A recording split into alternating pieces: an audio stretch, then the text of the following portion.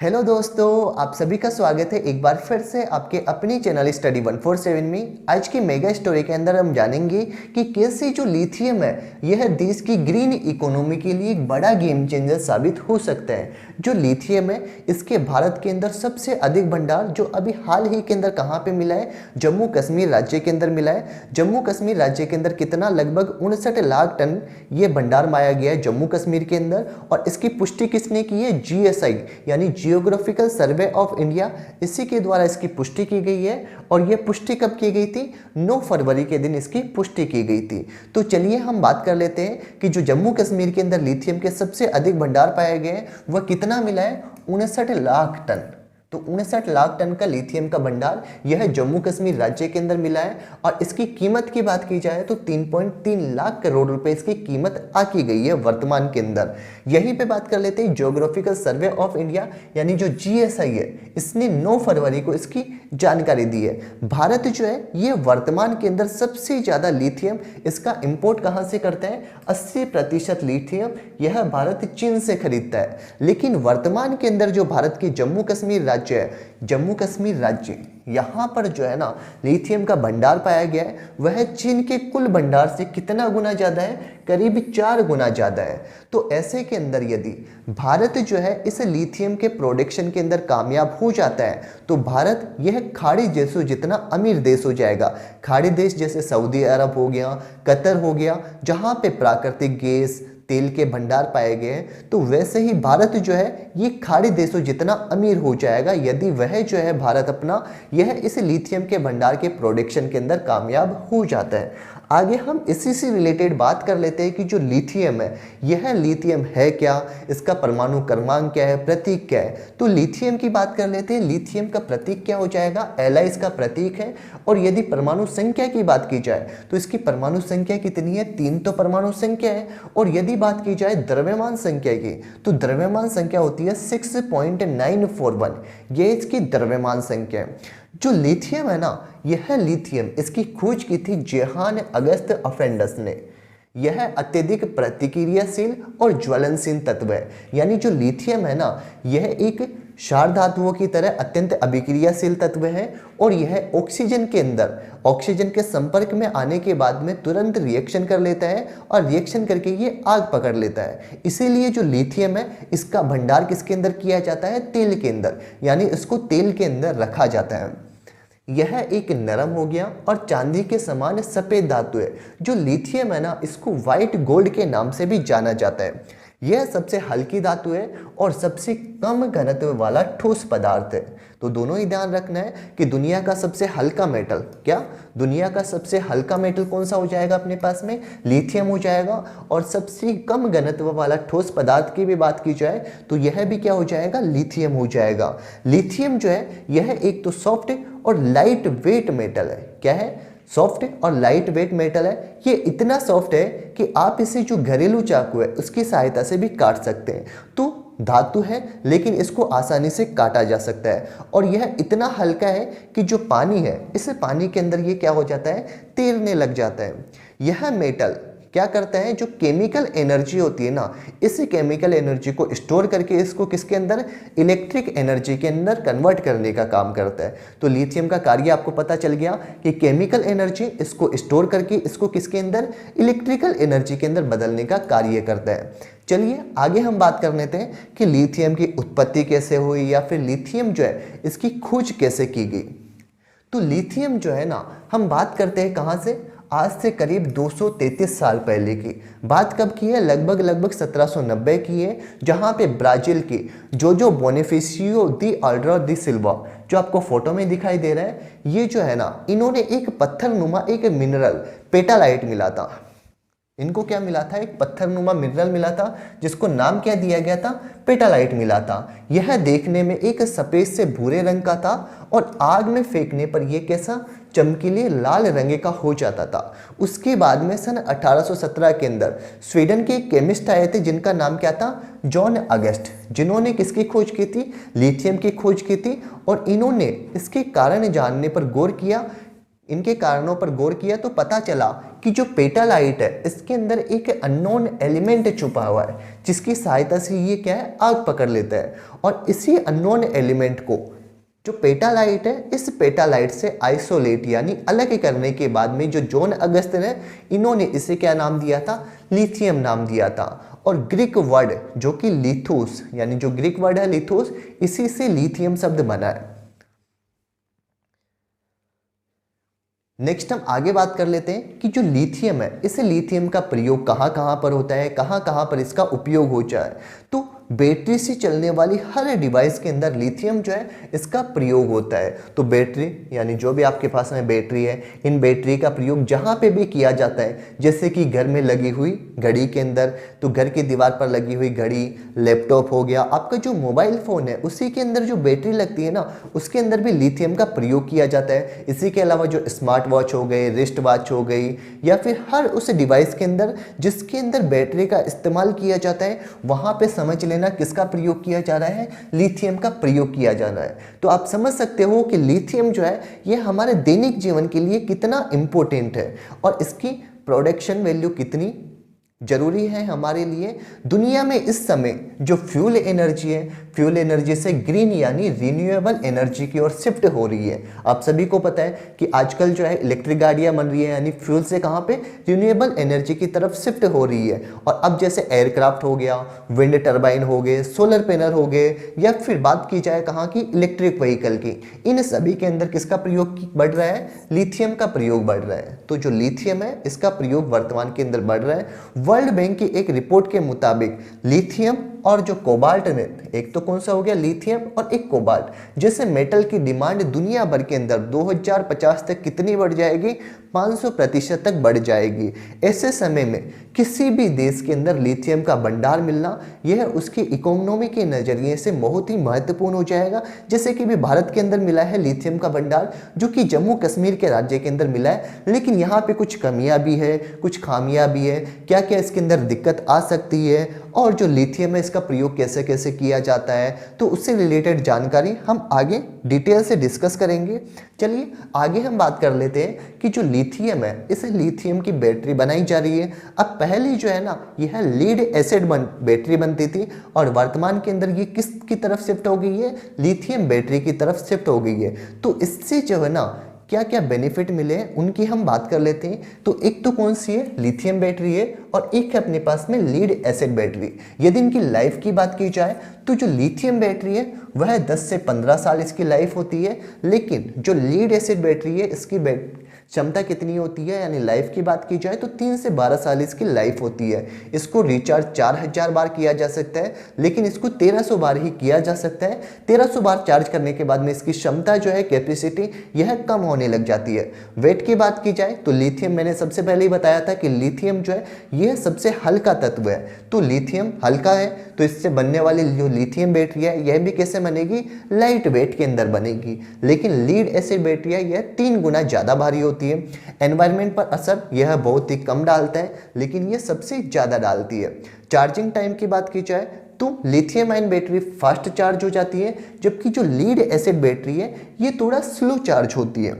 Battery management system इनमें पाया जाता है, इनके अंदर नहीं पाया जाता है। क्षमता की बात की जाए तो इनकी क्षमता ज़्यादा होती है, लेकिन इनकी क्षमता कैसी होती है, कम क्षमता पाई जाती है इनके अंदर। और शेप की बात की जाए तो डिफरेंट शेप के अंदर इनको बनाया जा सकता है। किसी भी शेप हो, स्क्वायर के अंदर हो गया, रेक्टेंगल के अंदर हो गया, ट्राइंगल के अंदर हो गया, किसी भी शेप के अंदर इनको बनाया जा सकता है। लेकिन जो लीड एसिड बैटरी है इनको एक ही शेप के अंदर बनाया जाता था, यानी अलग अलग शेप के अंदर इनको नहीं बनाया जा सकता था। तो लीड एसिड बैटरी, इसकी जगह वर्तमान के अंदर कौन सी बैटरियों का प्रयोग किया जा रहा है, लिथियम बैटरी का प्रयोग किया जा रहा है। लिथियम की ग्लोबल डिमांड की वजह से इसे किस नाम से जाना जाता है, व्हाइट गोल्ड के नाम से जाना जाता है। मैंने शुरू में बताया था कि इसको व्हाइट गोल्ड के नाम से जाना जाता है। और इंटरनेशनल मार्केट के अंदर 1 टन लिथियम की कीमत की बात की जाए तो ये कितनी है, लगभग 57.36 लाख करोड़ रुपए। ये 57.36 लाख रुपए है इसकी अनुमानित कीमत। और इस हिसाब से यदि भारत के अंदर जो लिथियम के भंडार पाए गए, उस हिसाब से लिथियम की कीमत कितनी हो जाएगी भारत के अंदर, 3.3 लाख करोड़ रुपए आकी जा रही है।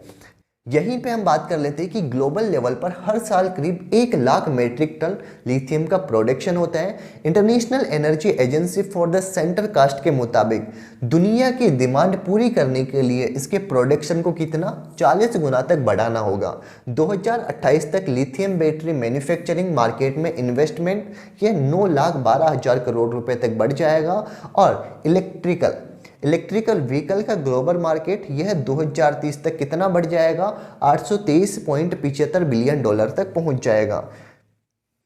यहीं पे मैं आपको बता दूं कि जो भारत है, अपना भारत देश जो है, यह 2030 तक क्या क्या करना चाहता है। तो भारत 2030 तक 70% कमर्शियल व्हीकल, 30% प्राइवेट कार और 80% 2 या फिर 3 व्हीलर इनको इलेक्ट्रिक व्हीकल से रिप्लेस करना चाहते हैं। क्या करना चाहते हैं? 70% कॉमर्शियल व्हीकल हो गई, 30% प्राइवेट कार हो गई और 80% 2 या फिर 3 व्हीलर इनको किन से रिप्लेस करना चाहता है? फ्यूल से, इलेक्ट्रिक व्हीकल से रिप्लेस करना चाहता है। और भारत जो है यह सन 2070 तक जीरो कार्बन एमिशन का लक्ष्य रखा गया है। इंपॉर्टेंट क्वेश्चन बन जाता है कि भारत के द्वारा जीरो कार्बन एमिशन यानी जीरो कार्बन उत्सर्जन का लक्ष्य कब तक रखा गया है? तो यह 2070 तक रखा गया है। भारत अपने लिथियम भंडार को लिथियम रिजर्व में कन्वर्ट करने में यदि सफल हो पाया तो हम न केवल डोमेस्टिक लेवल पर लिथियम बैटरी के निर्माण के लिए आत्मनिर्भर हो जाएंगे, बल्कि दुनिया भर के अंदर लिथियम इसका एक्सपोर्ट भी कर सकेंगे। अभी जो वर्तमान के अंदर भारत जो है ओनली इंपोर्ट ही करते हैं, और वह भी कितने, लगभग 10 देशों से भारत जो है इसका इंपोर्ट करता है। ये हम आगे जानेंगे कि भारत कौन कौन से देशों से कितना कितना इंपोर्ट करता है। भारत जो है ये चीन से खरीदता है सबसे ज़्यादा लिथियम। भारत जो है ये चीन से सबसे ज़्यादा लिथियम खरीदता है और सबसे ज़्यादा 3500 करोड़ रुपए से भी ज़्यादा का लिथियम भारत ने कहाँ से? चीन से खरीदता है, जो कि उसके टोटल लिथियम इंपोर्ट का कितने 53.76% है। यानी भारत सबसे ज़्यादा लिथियम कहाँ से खरीदता है? चीन से खरीदता है। साल 2018 में भारत ने 11,700 करोड़ रुपए से भी ज़्यादा का लिथियम इंपोर्ट किया था, जो कि साल 2014 से 2018 के बीच में भारत में लिथियम का इंपोर्ट 310% तक बढ़ गया है। भारत में लिथियम की डिमांड कौन कौन से देश पूरी करते हैं? चीन हो गया, हांगकांग, वियतनाम, अमेरिका और जापान, ये 5 देश मिलकर पूरा करते हैं। भारत में लिथियम बेचने वाले देशों में इनका प्रतिशत कितना है? लगभग 95%। तो 95% लिथियम ये भारत इन 5 देशों से खरीदता है। यहीं पे बात कर लेते हैं कि भारत जो है यह अभी 10 से भी ज़्यादा देशों से लिथियम इंपोर्ट करता है। फाइनेंशियल ईयर 2020-21 के अप्रैल-नवंबर डेटा की बात की जाए तो भारत ने कितने 6,000 करोड़ रुपए से भी ज़्यादा का लिथियम इन 10 देशों से खरीदा है। और इनकी टोटल लिस्ट आपको यहाँ पे दिखाई दे रही है, जहाँ पे चीन से सबसे ज़्यादा लिथियम का इंपोर्ट किया गया है भारत के द्वारा, हांगकांग, वियतनाम, अमेरिकी और जापान, ये टोटल 5 देश है। इन टोटल 5 देशों से भारत जो है सबसे ज़्यादा 95% लिथियम खरीदता है। उसी के अलावा और देश कौन से हो गए? कोरिया हो गया, सिंगापुर, चिली, मलेशिया हो गया। तो इन देशों से भारत जो है यह लिथियम खरीदने का कार्य करता है।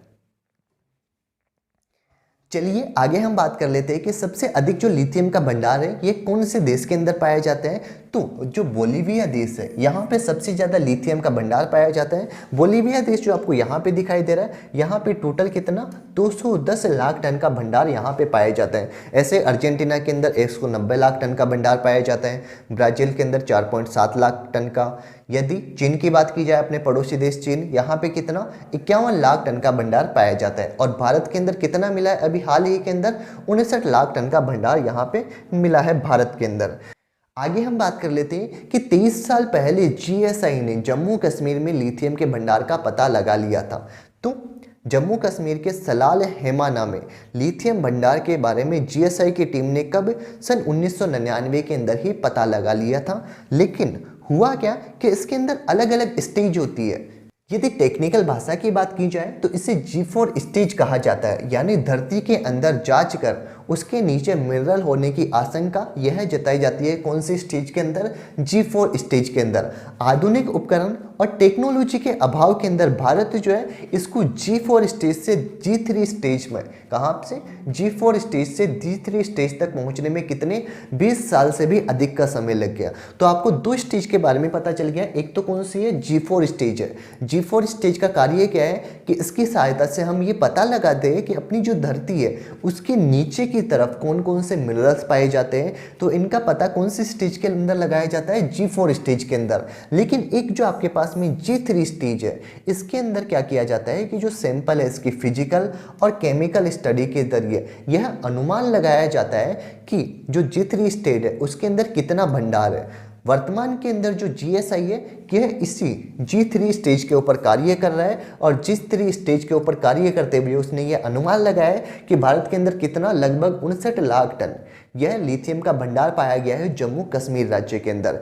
G3 स्टेज के बाद में G2 स्टेज आती है और G1 स्टेज आती है। जम्मू कश्मीर के एक प्रोफेसर है जिनका नाम क्या है, पंकज श्रीवास्तव है। तो पंकज श्रीवास्तव के मुताबिक इस क्षेत्र में माइनिंग की जा सकती है या फिर नहीं की जा सकती, इसको जानने के लिए एक तो कौन सी है, G2 और एक है G1 स्टेज। इन दोनों स्टेज की स्टडी करने का इंतजार रहेगा। जैसे ही GSI के द्वारा G2 और G1 की स्टडी की जाएगी उसके बाद में यह अनुमान लगा दिया जाएगा या फिर ये कंफर्म हो जाएगा कि उस एरिया के अंदर माइनिंग की जा सकती है या फिर नहीं की जा सकती। अगर की जा सकती है तो कौन कौन सी सावधानियां रखनी चाहिएगी, तो वो सारा जो डेटा का एनालिसिस किया जाता है वह G2 और G1 स्टेज के अंदर किया जाता है। तो G4 स्टेज के अंदर क्या अनुमान लगाया जाता है कि पृथ्वी के नीचे कौन कौन से मिनरल्स पाए जाते हैं। G3 स्टेज के अंदर उसकी अनुमानित क्वांटिटी का पता लगाया जाता है, और G2 और G1 स्टडी के तहत यह अनुमान लगाया जाता है कि वहाँ पर माइनिंग की जा सकती है या फिर नहीं की जा सकती। अगर नहीं की जा सकती तो वहाँ पर माइनिंग कभी भी नहीं की जाएगी। तो यह अभी G2 और G1 इन दोनों की स्टडी का इंतजार करना होगा। नेक्स्ट हम आपको एक और इंटरेस्टिंग टॉपिक बता रहे हैं कि जो 1 टन लिथियम है, इस 1 टन लिथियम को निकालने के लिए 20 लाख लीटर पानी इसका उपयोग किया जाता है। अब यहीं पे मैं बात कर रहा था अभी G2 और G1 स्टेज की। तो लिथियम का भंडार जम्मू कश्मीर के अंदर जिस क्षेत्र के अंदर मिला है वह कौन सा, हिमालय रीजन के क्षेत्र के अंदर आता है, और यह पूरा इलाका कौन सा, भूकंप प्रभावित क्षेत्रों के अंदर आता है। और इन जगहों पर खनन होने से धरती जो है खिसक सकती है, भूकंप आ सकते हैं। इसीलिए सबसे पहले G2 और G1 स्टडी इसको पूरे अच्छे से किया जाएगा, और उसके बाद में यह सोचा जाएगा कि यहाँ पे माइनिंग की जा सकती है या फिर नहीं की जा सकती। 2022 में पब्लिश हुई नेचर कंजर्वेशन की रिपोर्ट के मुताबिक लिथियम के खनन से जो सैकड़ों एकड़ जमीन है यह क्या हो जाती है, बंजर हो जाती है।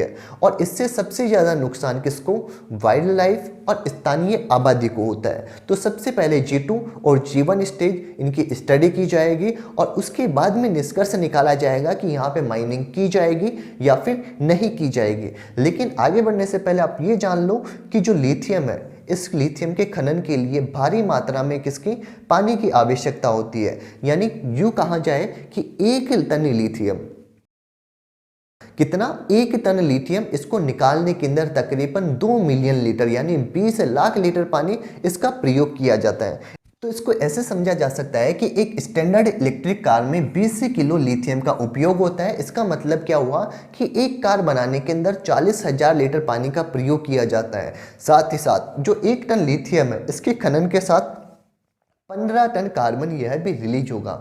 तो लिथियम के प्रोडक्शन के अंदर कुछ बेनिफिट भी है तो कुछ कमियां भी है, यानी बेनिफिट और कमियां ये दोनों साथ साथ चलती रहती हैं। नेक्स्ट हम आगे बात कर लेते हैं कि आखिर में ये समझिए कि कैसे नेचुरल रिसोर्स मिलने के बाद में जो खाड़ी देश हैं इनकी तकदीर बदल गई थी। तो सबसे पहले हम बात कर लेते हैं कतर देश की।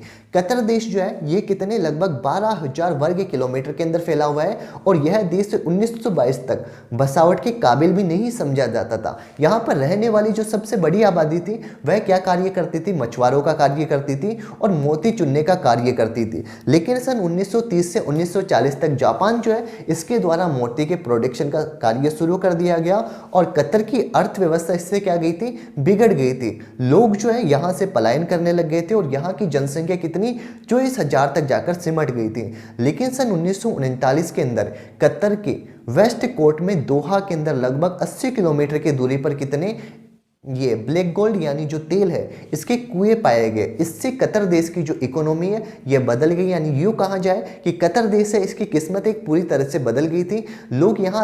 जब लोग यहाँ पहले रहना पसंद तक नहीं करते थे, वो अब यहाँ पे अपना इन्वेस्टमेंट करने लगे थे। तो ये था कतर देश। कतर देश की जनसंख्या यह 1970 के अंदर कितनी, 1 लाख तक पार पहुँच गई थी। और इसका जो जीडीपी की बात की जाए तो जीडीपी जो है ये कितने, 300 मिलियन तक पहुंच गई थी। सन 2003 से लेकर 2004 तक कतर की जीडीपी कितनी थी, 3.7% थी, जो कि बढ़कर कितनी हो गई थी, लगभग 19.2% तक हो गई थी। इसके बाद में साल 2006 में यह बढ़ के कितनी होगी, साल 2006 में यह बढ़कर 26.2% हो गई। और आज कतर के अंदर प्रति व्यक्ति जीडीपी की बात की जाए तो ये कितनी है, लगभग 50 लाख रुपए। ऐसे ही बात कर लेते हैं अपन सऊदी अरब की। तो सऊदी अरब यह 1930 के दशक तक आपस में लड़ने वाला एक कबीलाई इलाका था और यहाँ के लोग ऊंट और भेड़ बकरियों के सहारे अपने जीवन का यापन करते थे, यानी जीवन गुजारा करते थे।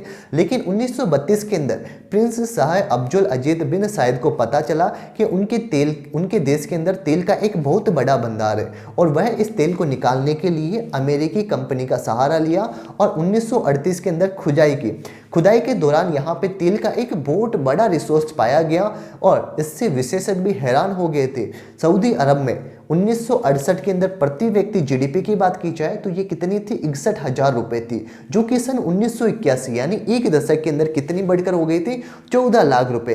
कहां से 61,000 रुपए से 14 लाख रुपए के पार चली गई थी। ये वो दौर था जब तेल बेचकर सऊदी अरब के प्रति व्यक्ति आय के मामले में अमेरिका से भी आगे निकल गया था। तो ये थे कुछ खाड़ी देश जिनकी अर्थव्यवस्था कैसे बदल गई, ओनली फॉर नेचुरल रिसोर्सेज की वजह से। ऐसे ही भारत के अंदर भी एक नेचुरल रिसोर्स पाया गया है जम्मू कश्मीर के अंदर, जो मिला है लिथियम का। और लिथियम जो है ये आने वाले टाइम के अंदर बहुत ही इंपॉर्टेंट है। चलिए आज की जो हमारी केस स्टडी है इससे हम यह कह सकते हैं, ओनली फॉर 2 पॉइंट कहा जा सकता है। पहला तो क्या कि जम्मू कश्मीर के अंदर जो मिले हुए लिथियम के भंडार है इनके अंदर क्या पाया गया है, बॉक्साइट मिला है। इसीलिए इसकी प्रोसेसिंग जो है यानी प्रोसेसिंग करना, माइनिंग करना ये कठिन होंगी और इसमें काफ़ी वक्त लग सकता है। और दूसरी है कि जो लिथियम मिला है उसकी क्वालिटी कैसी बताई जा रही है, 800 ppm। ppm की फुल फॉर्म क्या होती है, पार्ट्स पर मिलियन। और कोई भी लिथियम जो कि कितने 300 ppm से अधिक का होता है उसे अच्छी क्वालिटी का लिथियम माना जाता है। तो ये था आज का हमारा एक वीडियो जिसके अंदर हमने जाना कि जो लिथियम है ये कैसे हमारे आने वाले फ्यूचर के लिए इम्पोर्टेंट है, इसकी इम्पोर्टेंस कितनी है हमारे जीवन के लिए, और लिथियम की माइनिंग कैसे की जाती है, कौन कौन सी स्टेज से होकर गुजरना है। तो ये था आज का हमारा एक वीडियो। अगर वीडियो पसंद आया हो तो वीडियो को लाइक कीजिए, साथ ही हमारे यूट्यूब चैनल स्टडी 147 को सब्सक्राइब कीजिए ऐसे स्टडी वीडियो सबसे पहले देखने के लिए। तब तक के लिए बाय बाय, टेक केयर।